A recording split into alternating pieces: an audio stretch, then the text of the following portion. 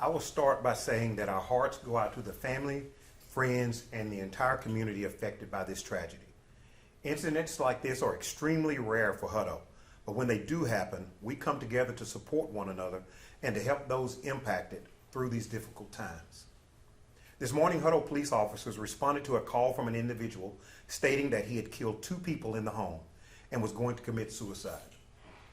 An incident command post was established nearby to coordinate resources with the Hutto Fire Department, Emergency Management, the Williamson County Sheriff's Department, Precinct 4 Constable's Office, Hutto ISD, EMS, and law enforcement partners to ensure a swift and organized response. Officers arrived at the residence and initiated a verbal conversation with the individual through the door and were actively attempting to gain constructive dialogue when they heard a single gunshot from inside the home. Officers immediately made entry into the residence to discover 3 deceased adults, including the suspect. There is no danger to the public related to this incident. Our Criminal Investigations Division, Crime Scene Unit, and Hutto Fire Department remain on site processing evidence and working to determine the full circumstances surrounding this incident. This is a devastating situation, and we understand the impact that it has on our community. We're committed to a thorough investigation and will provide updates as they become available. We encourage anyone with any information to contact the Hutto Police Department, and we appreciate our community's patience and continued support as we work through this tragedy. Now, I will take questions at this time, but please keep in mind that this is an active investigation, so I will only share what I can and that which is factual. What is the relationship between the 3? That information has not been verified at this point, but it's a part of the investigation, and we will provide that as the investigation progresses and we have that actual information. Are they family members, all 3? That is unknown at this time. Have you been called to that home before for other situations? Is it known to police at all? Do you know? We've got a call history that is very minor for incidents at that home, medical related, but nothing alarming that's connected to, that would give an indicator that we would have something like this in the future. Are the 2 deceased adults, do we know male, female, ages? We don't have the age information verified, but we do know that we have 1 male and 2 female victims. When y'all received that call, what was the response? Was it a heavy response or just 1 unit going out, or was it multiple? When you have a priority 1 call like that, we send multiple law enforcement officers. And in addition, with the information that was being provided, we also have a special response team, a SWAT team that most people call it.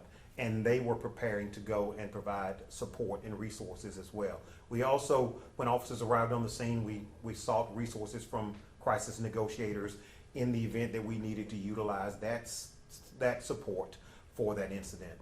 But tragically, it escalated prior to all those resources arriving on the scene. We saw family or friends arriving after the fact. Are there any sort of victim services available through the Hutto Police Department for people that may be at the scene right now? Yes, sir.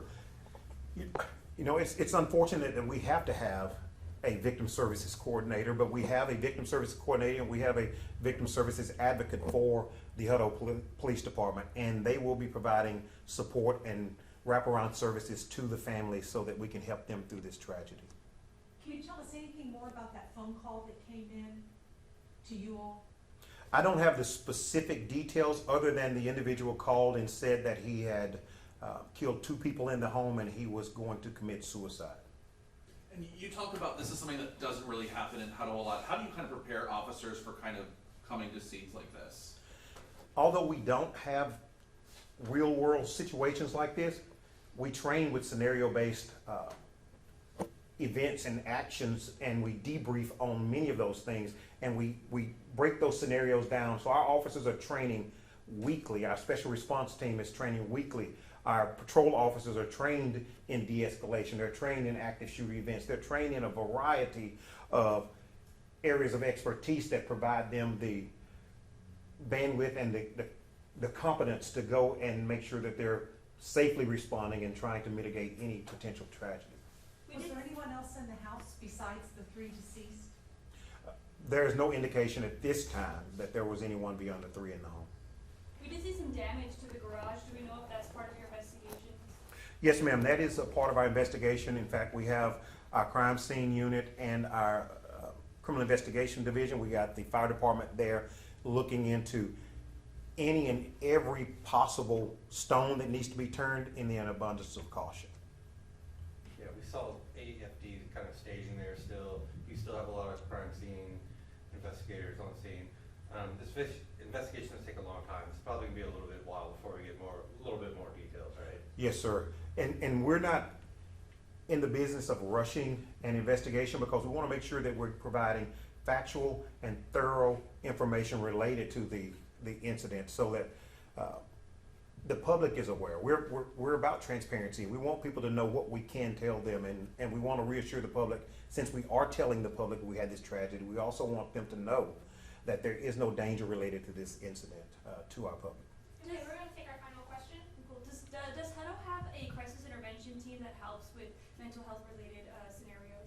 Yes, ma'am, we do. We have a crisis support specialist, and we have another crisis support staff member who recently joined our department, and they stay very connected to our community, providing that ongoing support to those in need and the wraparound services to those individuals and the families when they're experiencing crisis. They have done a tremendous job, and we're excited and thankful to have them providing that support in our community. And that's one of the reasons why we want people to, if you have concerns with family members or neighbors, to report that information to us so we can provide those support services and resources to help those going through a crisis so that they're not going through it alone. Quick follow-up to that. Did you all, I know it's early in the investigation, but did you get any questions or any comments from neighbors in the short time that you've been there about concerns that they had or things that they had seen? We don't have any information related to that at this point. The investigation may provide additional information, but at this point, we don't have anything related to that. Okay, thank y'all so much. Really appreciate you. Continue with us and watch free now on the KVUE Plus app everywhere you stream.